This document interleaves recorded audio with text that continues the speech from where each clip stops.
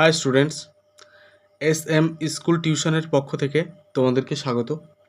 আজ আমি ক্লাস 5-এর ইন্ডিয়া সুপার পাওয়ার ইন ক্রিকেটের পার্ট 2 পড়াবো।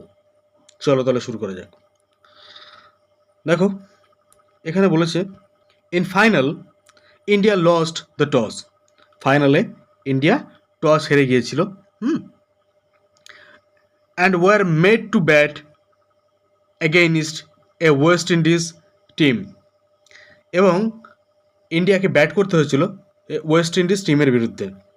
That could boast of the world's strongest bowling attack, যারা পৃথিবীর সবথেকে শক্তিশালী বোলিং অ্যাটাক করতে পারতো এবং এ নিয়ে তারা গর্বও করতো। The Indian batting lined up crumbled. Indian যারা ব্যাট করছিল তারা পরপর শেষ হয়ে যাচ্ছিল। ইন্ডিয়ান যারা ব্যাট করছিল তারা পরপর শেষ হয়ে যাচ্ছিল, অর্থাৎ আউট হয়ে যাচ্ছিল। Against West Indies fast bowlers comprising of Andy Roberts, Malcolm Marshall, Joel Garner and Michael holdings.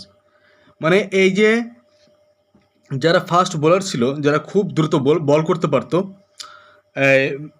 West ইন্ডিজের, তারা একজন ছিলেন অ্যান্ডি রবার্টস, আরেকজন ছিল ম্যালকম মার্শেল, আরেকজন ছিল জোয়েল গার্নার, আরও একজন ছিলেন মাইকেল হোল্ডিংস। এনারা কিন্তু ফাস্ট বোলিং করতে পারতেন। তারপরের লাইন, it was only Krishnamachari Srikkanth 38 from 57 balls. এদের মধ্যে একমাত্র কৃষ্ণমাচারি শ্রীকান্তই ছিলেন যিনি কিনা 38 রান করেছিলেন 57 বলে। অ্যান্ড মহিন্দার অমরনাথ, এবং মহিন্দার অমরনাথ ছিলেন যিনি কিনা 26 রান করেছিলেন 80 বলে। Who at the top of batting line up offered some significant fight. এনারাই ছিলেন, মানে কে এক তো কৃষ্ণমাচারি শ্রীকান্ত আর একজন ছিলেন হচ্ছেন এই মহিন্দার অমরনাথ। এনারা দুজনই টপ ছিলেন যারা কিনা এই রান পর্যন্ত করতে পেরেছিলেন। তার মানে বলতে যাচ্ছে যে এই পর্যন্তও কেউ করতে পারেনি ভারতের যারা খেলোয়াড় ছিলেন।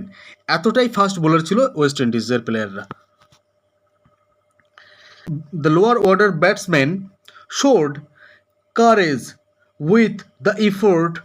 India was able to compile 183 runs out of 54.4 overs.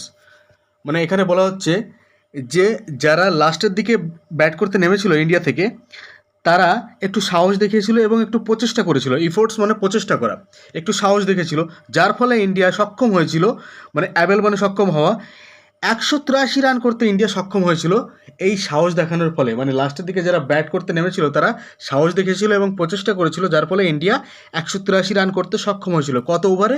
54.4 ওভার্স, মানে 54.4 ওভারে ইন্ডিয়া সক্ষম হয়েছিল 183 রান করতে। Indian innings had only 3 sixes.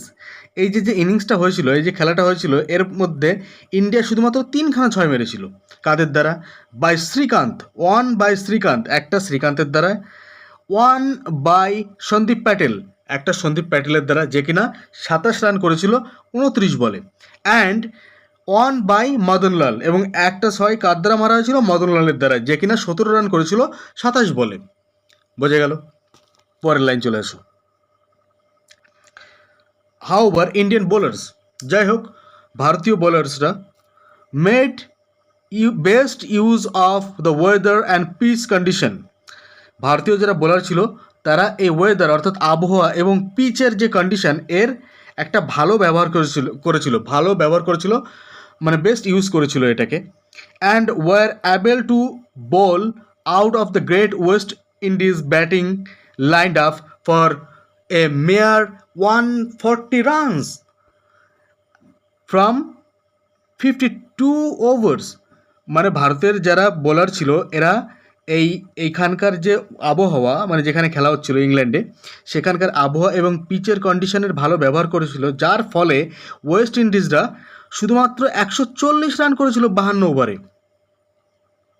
India thus achieved a historic win by 43 runs. এইভাবেই ইন্ডিয়া অ্যাচিভ করেছিল, অর্থাৎ অর্জন করেছিল, অ্যাচিভ মানে অর্জন করা, হিস্টোরিক উইন, ঐতিহাসিক জয় বাই 43 রানস, 43 রানে ইন্ডিয়া এইভাবে অর্জন করেছিল এক ঐতিহাসিক জয়। অমরনাথ এবং মদনলাল টুক 3 উইকেটস ইচ।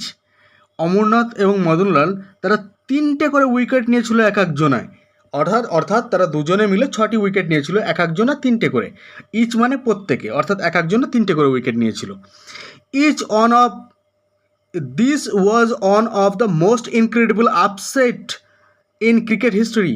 এটা ছিল সবথেকে অবিশ্বাস্য বিপর্যয়, আপসেট মানে বিপর্যয়, ইন ক্রিকেট হিস্ট্রি, ক্রিকেটের ইতিহাসে এটা ছিল সবথেকে অবিশ্বাস্য বিপর্যয়।